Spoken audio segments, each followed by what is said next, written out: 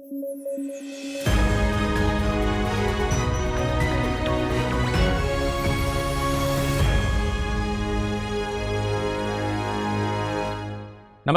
News at 9 programme में आपका स्वागत है। मेरा नाम है विरत दुबे। आइए नजर डालते हैं आज की हेडलाइंस पर।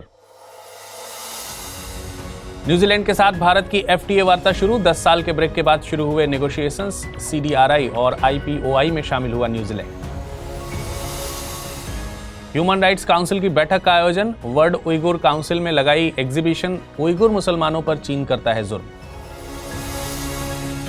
और कोलकाता में ह्यूमन कोरोना वायरस का मामला। 2005 में मिला था HKU1 वायरस। कोविड-19 की तरह नहीं है खतरनाक।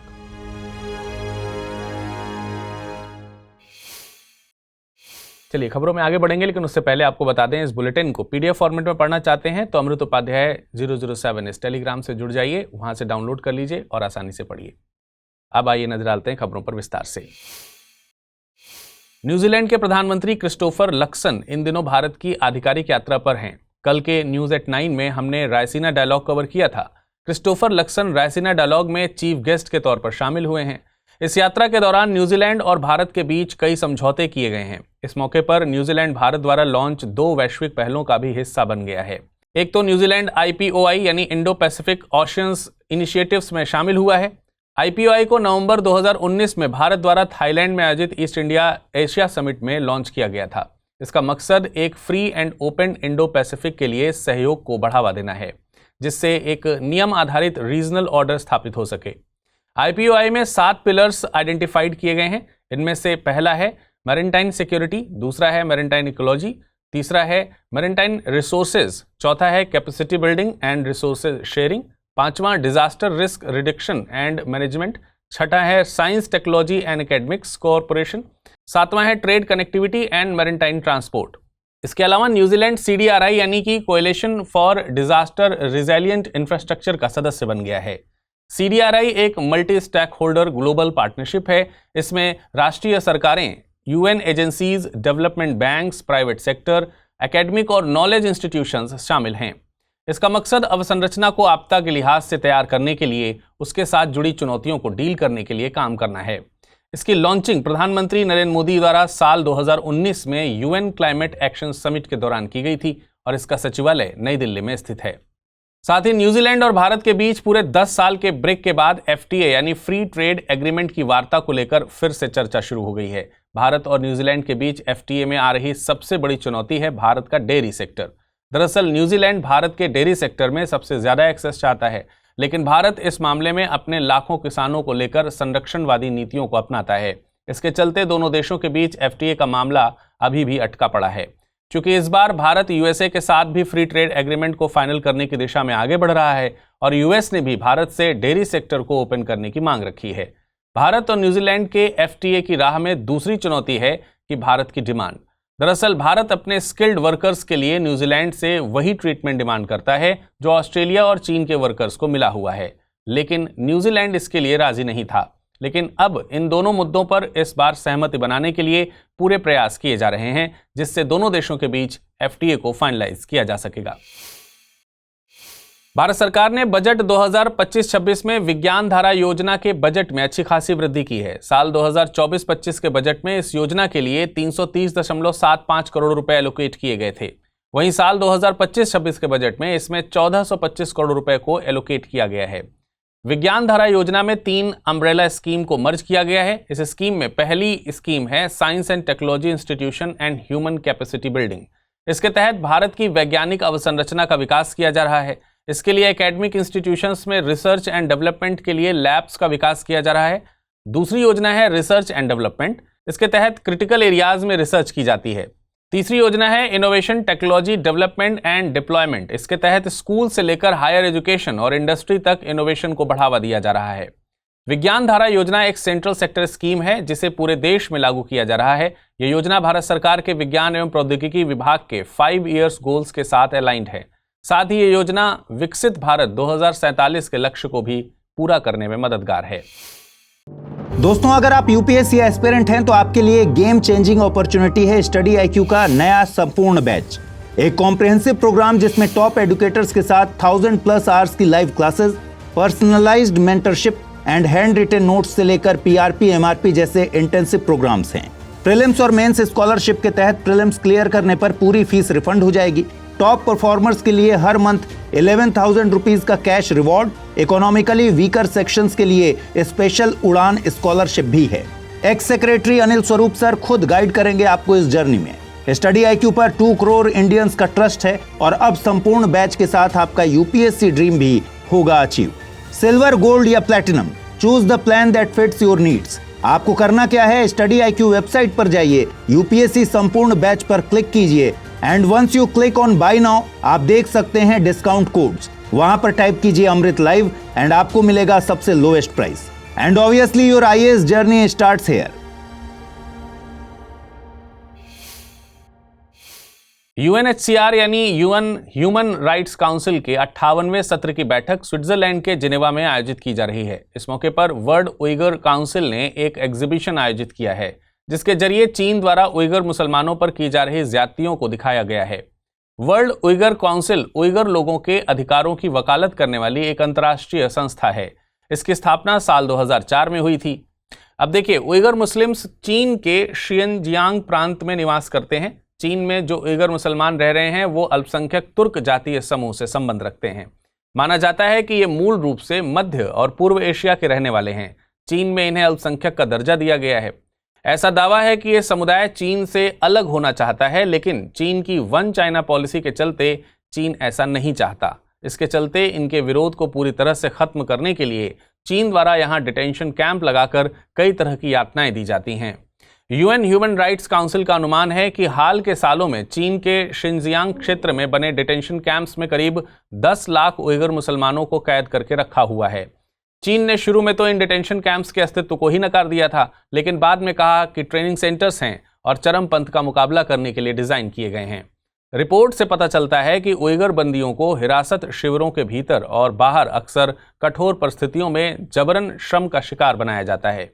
माना जाता है कि यह जबरन श्रम उइगरों को चीन के कार्यबल में एकीकृत करने और उनकी सांस्कृतिक और धार्मिक पहचान को दबाने की चीन की व्यापक रणनीति का हिस्सा है।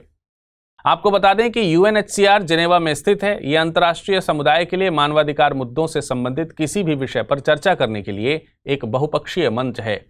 UNHCR संयुक्त राष्ट्र के भीतर मानवाधिकारों के लिए जिम्मेदार मुख्य अंतर सरकारी निकाय है। इसे साल 2006 में UNGA यानी UN जनरल असेंबली द्वारा स्थापित किया गया था।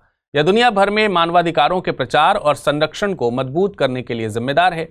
UNHCR में 47 सीट्स हैं। इन सीट्स को 6 रीजनल डिवीजन में बांटा गया है और इनके चुनाव हर साल गुप्त मतदान के जरिए होते हैं। जिस सदस्य देश को चुनाव के जरिए चुना जाता है उसका कार्यकाल 3 साल का होता है।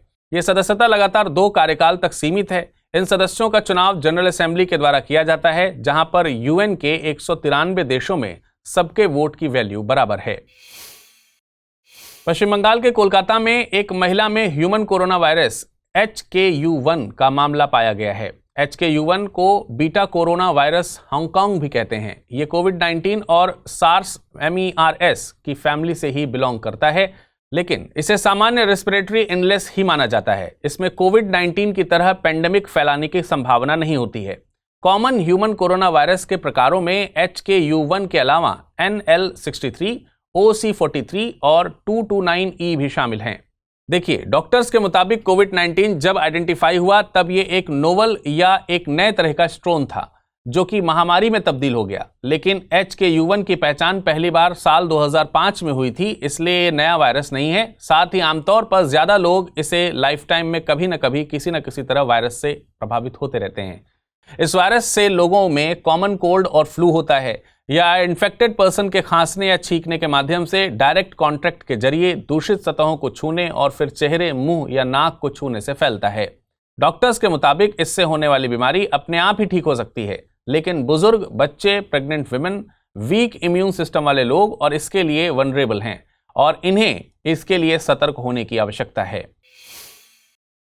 चलिए अब नजर डालते हैं आज के टर्म ऑफ द डे पर। आज का टर्म ऑफ द डे है एंटीसिपेटरी बेल।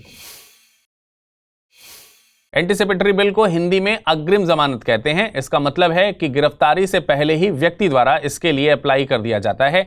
इसमें उन्हें पता होता है कि उनको गिरफ्तार किया जा सकता है, तो वे कोर्ट से पहले ही अपील करके गिरफ्तारी के वक्त जमानत पर रिहा हो सकते हैं। ये एक कानूनी प्रावधान है जो किसी व्यक्ति को गिरफ्तारी से पहले जमानत लेने की अनुमति देता है, जिससे उसे गैर जरूरी हिरासत से सुरक्षा मिलती है। ये कोर्ट द्वारा किया गया एक ऐसा निर्देश है जिसमें व्यक्ति को गिरफ्तारी से पहले ही रिहा कर दिया जाता है। कोर्ट अगर 3 बातों से सेटिस्फाई है तो व्यक्ति को एंटीसिपेटरी बेल दी जा सकती है। पहली कंडीशन है कि कोर्ट ये मान ले कि व्यक्ति को गिरफ्तार किया जा सकता है। दूसरी कंडीशन है कि कोर्ट को लगे कि गिरफ्तारी अनावश्यक है। वहीं तीसरी कंडीशन है कि व्यक्ति फरार नहीं होगा या सबूतों से छेड़छाड़ नहीं करेगा। आइए अब नजर डालते हैं आज की रैपिड न्यूज पर। साउथ जोन कल्चरल सेंटर यानी SZCC ने संस्कृति मंत्रालय के तहत एक इनिशिएटिव की शुरुआत की है जिसका मकसद कंब रामायण की मौखिक परंपरा को पुनर्जीवित और संरक्षित करना है। ये कार्यक्रम 2 चरणों में पूरा होगा। पहले चरण में मंदिरों में पाठ होंगे, जैसे इस कार्यक्रम की शुरुआत तमिलनाडु के त्रिची में स्थित श्रीरंगम मंदिर में होगी। यहाँ तमिलनाडु के सांस्कृतिक समूह पारंपरिक तरीके से कंब रामायण का पाठ करेंगे। इसके बाद ये प्रस्तुतियां कुंभकोणम, चेंगलपुट्ट, तंजावुर, चेन्नई सहित कई मंदिरों में होंगी। दूसरे चरण में कंबरामेणु में महोत्सव आयोजित किया जाएगा। इसका उद्देश्य युवा पीढ़ी को कंब रामायण के जरिए जोड़ना और इस परंपरा को फिर से जीवंत करना है। आपको बता दें कि रामावतारम या कंब रामायण तमिल साहित्य की एक उत्कृष्ट रचना है। इसके रचयिता कंबम है, जो कि कवि चक्रवर्ती की उपाधि से प्रसिद्ध हैं। साल 2024 में रैनसमवेयर हमले तेजी से बढ़े और भारत में 50% से ज्यादा फिशिंग गतिविधियां दर्ज की गईं। ग्लोबल लेवल पर देखें तो अमेरिका में सबसे ज्यादा रैनसमवेयर अटैक हुए, वहीं भारत रैनसमवेयर अटैक के मामले में 5वें स्थान पर रहा है। साल 2024 में दुनिया भर में कुल 5414 हमले हुए, जो 2023 की तुलना में 11% ज्यादा हैं। सबसे ज्यादा निशाना बिजनेस सेक्टर बना, फिर रिटेल, मैन्युफैक्चरिंग और कंस्ट्रक्शन सेक्टर्स का स्थान रहा। यहाँ गौर करने वाली बात यह है कि रैनसमवेयर के बढ़ने की वजह रैनसमवेयर एज अ सर्विस है, जिससे नए साइबर अपराधी भी हमले कर सकते हैं। प्लास्टिक ओडेसी एक खास जहाज है जो दुनिया भर में प्लास्टिक प्रदूषण से लड़ने के लिए सफर कर रहा है। यह अक्टूबर 2022 में फ्रांस से रवाना हुआ और अब चेन्नई पोर्ट पर रुका है, जो भारत में इसका एकमात्र स्टॉप है।